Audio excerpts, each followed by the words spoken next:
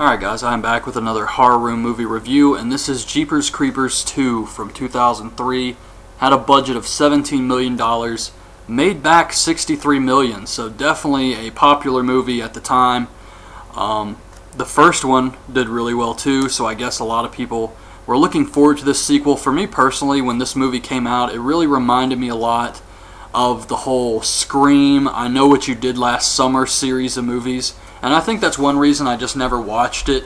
I didn't really care for that, I guess, era with I Know What You Did Last Summer and all of that. It just seemed so generic. So I think that's one reason I was kind of put off the Jeepers Creepers series and never really got around to watching them. But this movie I actually thought was pretty good. It had the same creeper, Jonathan Breck, so at least they got him back for this. Had appearances, little cameos by Derry, Justin Long. And overall, it was a pretty good movie. I know a lot of people were saying, oh, the second one's not as good as the first, which is true, but I thought this one still did a pretty good job. Had some more focus on action, and it had its goofy moments, but overall, it was a fun movie. So, I'm hoping the third movie is just as good. I have read a little bit about the story that they plan to do for this, and I'm looking forward to the third one. So it starts off every 23rd spring for 23 days, it gets to eat. And it starts with day 22. I think it said this is 3 days after the events of the first movie. So that explains the timeline. So there's this kid playing in a cornfield. He's hanging up scarecrows, and the creeper's one of the scarecrows. His dad and brother see him get picked up by the creeper. The creeper flies away with him. Or no, he doesn't fly away with him yet. He's carrying him through the cornfield. His dad and brother run out to try to save him. There was this really weird scene where the kid kept saying, "Dad," and his dad kept saying, "Billy," and it just kept cutting back and forth to their faces. But the creeper eventually does fly away with him, and there's nothing they can do here. They definitely don't call the police. And then we see day 23. This is his last day to creep. So there's this bus with some high school football players. And this actually reminds me, there's a really good article on Cracked.com where they list all these movies that are, I think, unintentionally gay, and this movie is number one. Read that article and watch this movie. I read the article a long time ago. I love that website. I always check it out every single day. So I ended up reading it a long time ago, way before I saw this movie. And that is all I could think about when watching this movie. So definitely check that out. Yeah, just Google Cracked.com unintentionally gay movies or something, and you should find the link. But it's number one, and there is a lot of stuff in this movie that's kind of like weird when you watch it, especially after reading that. But this bus with high school football players gets a flat tire from a creeper throwing star. It's made of bones and stuff. And they can't get a signal on the phone. They get a broadcast about the church that burned down in the first movie and how they found all the bodies. I'm glad they kind of referenced that. And then the kids all get out of the bus and they go outside to take a piss. And they all stand right next to each other. Who does that? I mean, this is a big-ass field. And all of them are just lined up next to each other. Very strange. Cuts back to Billy's family. They find a knife the creeper dropped. And I guess it kind of guides them to where the creeper is. I'm not really sure. But they start making weapons. They're going to go after this thing. It's like Moby Dick. So Scotty, he's one of the football players. He's played by, I don't know the actor's name, but it's Francis's friend from military school in Malcolm in the Middle. And he's pissed off about something that happened at the football game or some crap.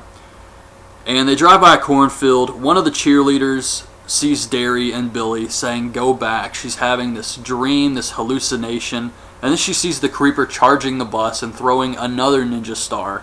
And then when she wakes up, they get another flat tire. So now it's nighttime. They get some flares. They take all the kids out of the bus. This couple drives by and they tell them to alert the highway patrol that they're stuck out here, and the couple drives off. So the bus driver is checking the tire, finds another ninja star, and this one's made out of Derry's skin. which was pretty disturbing because Derry had this really awkward belly button tattoo. Looked horrible, but he had this tattoo, and you can see it in Minxie's dream, and then you can see it on the Ninja Star. So that was kind of disturbing. It wasn't really disturbing because it was his skin. It was disturbing because of where that tattoo was placed, in my opinion anyway. But the coach gets picked up by the creeper, so they get all the kids back on the bus. The creeper picks up the bus driver. It's just flying over and picking him up with its feet. And they're trying to figure out what's going on.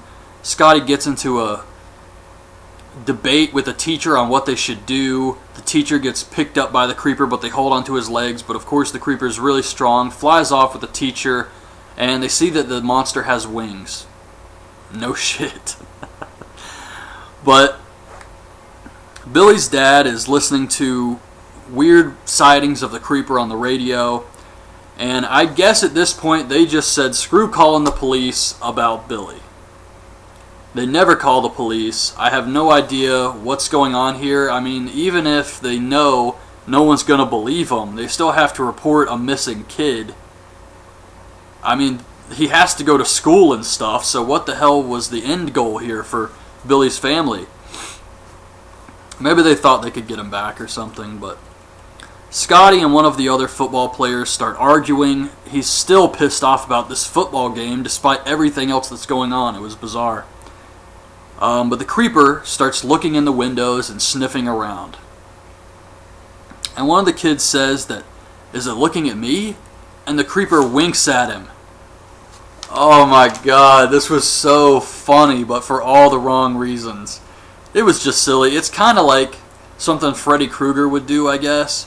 But for the creeper, it's just, I don't know. This creature that's been around for thousands of years. It was really awkward. So he's picking out the ones he wants. He's smelling their fear and all that. And he stares at each one of them. And then he just starts shaking the bus. So Minxie faints and has a dream where she's in the cornfield. She sees Derry. He tells her about the every 23rd spring. It gets to eat for 23 days. And then she turns and looks at him and his eyes are gone like the end of the first movie. This was pretty creepy. I like that. So she wakes up and she tells him what she saw and how it's smelling their fear. It's picking them out. And it's been around for thousands of years and no one's been able to kill it. So Billy's dad and brother find the couple's car that went to get the highway patrol. It's wrecked and the roof's been torn off. They hear the kids on the radio asking for help. They're using the CB, and Billy's dad promises to call the police. He doesn't. Even though the kids are saying, please, just call the police. Don't try and come up here. Just call the police. You're going to need an army if you come up here. And he says, okay, I promise I'll call them. Why doesn't he call them? So he goes up there by himself. He leaves to go save the kids on the bus. The creeper returns. It reaches through the roof. It grabs, I think his name was Bucky, the kid on the radio, and it pulls his head up. He's trying to lift him out of the bus. The other kids are holding on to him, and then they take some javelins and they throw it up there and try and stab the creeper. One of the cheerleaders stabs him in the head, like right through the eye. And the creeper takes the javelin and rips the top of his head off. That was pretty cool. So now the creeper is missing like half a head. And it tries to fly away, but it's injured, and it just collapses, falls back onto the roof of the bus, and blows out all the windows. So now the kids are thinking, this is our chance to escape. This thing's out of commission. So they're trying to sneak by around the creeper. Its wing falls down into the center of the bus. The doors are jammed, but they're still going to try and work together and push the door open. So they're sneaking around the wing. I would have taken a javelin and just stabbed this thing in the wing, like poked holes in it or something. But they're sneaking around. You know some shit's about to go down. And one of the kids, the wing wraps around him, and it rips his head and for some reason his shirt off. Made no sense. And then it shows the kid just like punching the air. His headless body. But yeah, it ripped his head and his shirt off. But the creeper eats his head, rips his own head off because it's torn up, and then grows a new one. And then he flies off again. So Scotty says there are two groups on the bus. There's the group that the creeper picked out that it wants to eat, that it's going to kill no matter what, and then there's the rest of us. And I vote that the people it wants to eat get the hell off the bus. So he wants to take a vote, but this causes a big fight. One of the football players that picked out says, "It looked at you too, but you can have the bus. We're out of here." They're going to head towards this farm. So they all decide to leave the bus, except for this one kid who locks the rest of them out. And the creeper shows up. They all take off running in different directions. He kills one of them with a ninja star. He throws a knife, hits Scotty in the arm, and sticks it into a tree so he can't get his arm loose. The others try to save Scotty. The creeper flies down and just picks him up. Scotty's gone. I really expected him to last longer, but he was kind of a dick in the movie, so I guess he was like a villain. I mean, he tried to kick the other kids off, so. Billy's family runs across Minxie, and he asks her where the bus is, and she says it doesn't matter because you can't kill it. Well, who said they wanted to? I mean, we know they want to kill it, but how the hell does Minxie know this? For all she knows, they just want to show up and grab the kids, load as many of them into the truck as they can, take them to get help, something. But Bucky sneaks back into the roof of the bus. And there's the kid who locked him out and a cheerleader he saved. And they want him to stay away from him because they know he's just going to bring the creeper. And of course the creeper does show back up. And Billy's dad shows up just in time to save Bucky. The creeper's got him. And the creeper just stands up and spreads his wings. This looked awesome. And he turns around and Billy's dad fires a harpoon at him and just tags him right through the chest. He's got the steel cable connected to it. He's trying to reel in the creeper like he's fishing. I thought this was pretty cool.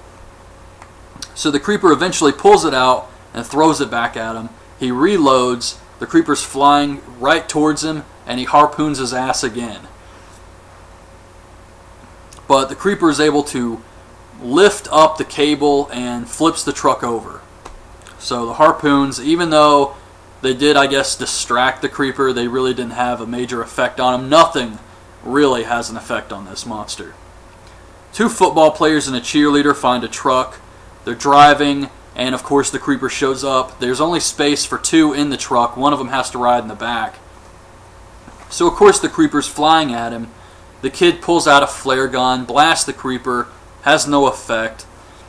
And the cheerleader tucks and rolls. But the driver slams on the brakes, causing the creeper to go through the front of the truck, go through the back window, through the windshield, and the truck just flips over. And we see the creeper, and somehow this cost him his wings. I hope I'm not messing this up. He loses an arm, a leg, and his wings from this. I have no idea how, but that's what happened. And the kid that was riding in the back somehow survived this. Which is kind of funny because the driver slams on the brakes to save this kid, and he's the one riding in the back when this thing flips. But he's alive, and he looks up and he sees the creeper jumping towards him. And this was ridiculous looking. I mean, he's got one arm and one leg, and he's just hopping through the corn. And it didn't look right. So he catches up to the football player. He's about to kill him. He opens up his head like he did in the first movie where it's kind of like the Predator. And Billy's dad shows up and shoots him in the face with a harpoon. And then he just starts stabbing the creeper over and over again with the harpoon. And Minxie says, "It's not dead. Its time just ran out." Now, if this was me, the shield, I guess it's a shell, wraps around the creeper. So we don't really know. I mean, we know it's not dead. It's the creeper. But Minxie says it's not dead, its time ran out. So I guess when it runs out of time, the shell kind of wraps around it. But if it was me, I would have cut this thing's head off. I would have set it on fire. I would have ran over it with a steamroller, taken its ashes and spread them all over the world like Dragon Balls. I would have put some ashes in concrete and dropped into the ocean. I wouldn't be messing around with this thing. Just because I stabbed it a few times with the harpoon, I'm not taking any chances. I would definitely cut it up into pieces and burn each piece or something like that. Something a little more extreme. So in the future, 23 years in the future, Billy's dad and brother are charging people money to see this bat out of hell. And they're charging people like $5 to come look at the creeper. And they got it put up in the farm. And it looked like it had wings. So I guess they grew back or something. Because I'm pretty sure it lost them in the wreck. But I don't know. But these three kids actually come into the barn to see the creeper. And they see Billy's dad sitting there. He's really old. And he's got the harpoon pointed at the creeper. And they're like, "You look like you're waiting for something." And he says he is waiting. It's been almost 23 years. And in a couple days, it will be 23 years. And then we know the creeper is going to come back to life. So he's waiting to kill this monster with the harpoon. And that's how the movie ends. Now, the only problem I have with this is how this is going to work with the timeline in the future. Because if the third movie is supposed to have Trish from the first movie and her daughter, I just hope it doesn't screw up the whole 23 years thing. I mean, surely they're not going to mess up the timeline this early when they only had 2 movies to follow. I mean, they could easily go back, watch 2 movies, and try and get the timeline right. Plus, it's all written by the same guy, I think. So, it shouldn't be that difficult to make this work into the timeline. But it is supposed to tell us the origin of the creeper in the third movie, so I'm really looking forward to that. I think it could be a fun movie. And that was it. That was Jeepers Creepers 2. Another weird thing about this, they never used the Jeepers Creepers song. Not once. They never even mentioned it in this movie. I guess they didn't feel like paying for the rights again or something. But overall, this was a fun movie. I enjoyed watching these two. I never got to see them before. And I'm glad I finally got around to checking these 2 movies out. I did enjoy the Jeepers Creepers movies. I can say that. So anyways, I'll be back next week with my review of the Hills Have Eyes series. I'm going to do the first 3 Hills Have Eyes movies. The third one is considered a Hills Have Eyes movie, but technically it has a different name. I don't think it has anything to do with the Wes Craven series, but I'm still going to watch that one. And then, of course, the 2 remakes for the Hills Have Eyes. So I'll be back next week starting that series. Hope you guys like this video. Leave your thoughts on Jeepers Creepers 2 in the comments, and thanks for watching.